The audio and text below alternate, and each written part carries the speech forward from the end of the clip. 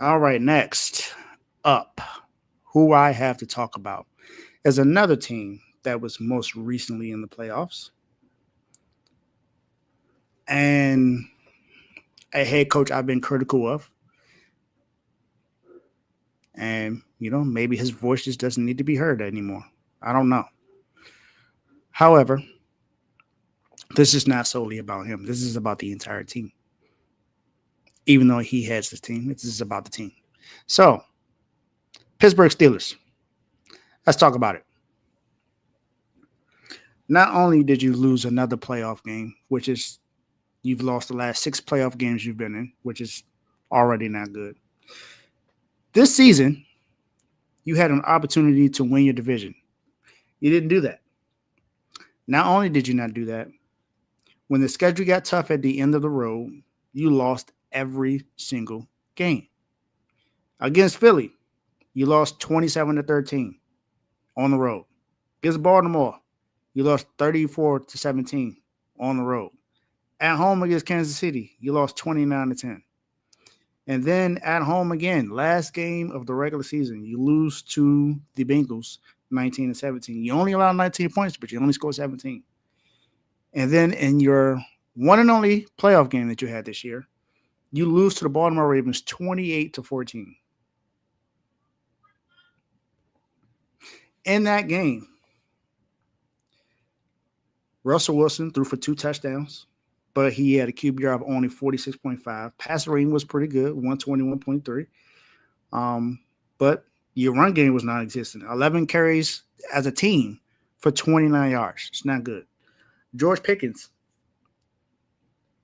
caught all 5 passes in that game, which was good, I guess. He had 5 targets and caught all 5 for 87 yards, and he had a touchdown in the game. Van Jefferson also had the other touchdown, but Najee Harris only averaged 2.8 yards per carry.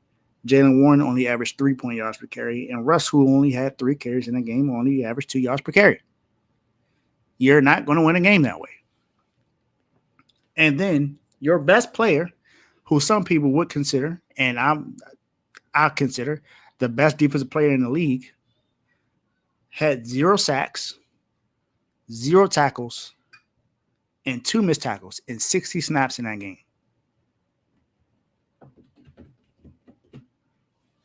I'm not sure what's going on, but that does not bode well for a team that has Super Bowl aspirations or anything like that.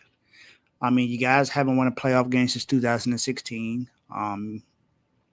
Haven't been to a Super Bowl in a while. So there are just some things that got to change. Got to do a little bit better when it comes to these things. And I'm telling you, if you don't improve in a situation like this, your team is going to be in the same position again next year. And more than likely, they're going to be talking about, does Mike Tomlin need to go? I still think he's a great coach. Now, over the last 5 or 6 seasons, hey, there's an argument to be made that he probably has been a top 5 head coach. That's my argument. But in all honesty, people say, he hasn't had the quarterback. He hasn't had the weapons or anything about him. So is that on the GM? Is that on ownership? Don't know. But Pittsburgh altogether needs to get better somehow. You have TJ Watt there. I'm pretty sure he's itching for a playoff victory, for an AFC Championship game berth, a Super Bowl berth. You got to do something to help your best player get in positions to be able to win. And right now, it's just not happening for Pittsburgh. So Pittsburgh,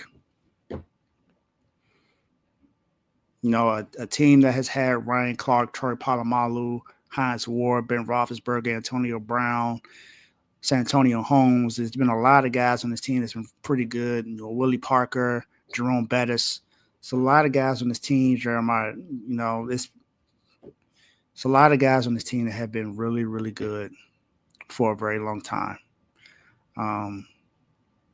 And right now, the Steelers are not that. You don't see this as a steel curtain defense, or an even formidable offense, because in all of those games, you don't score 20 points.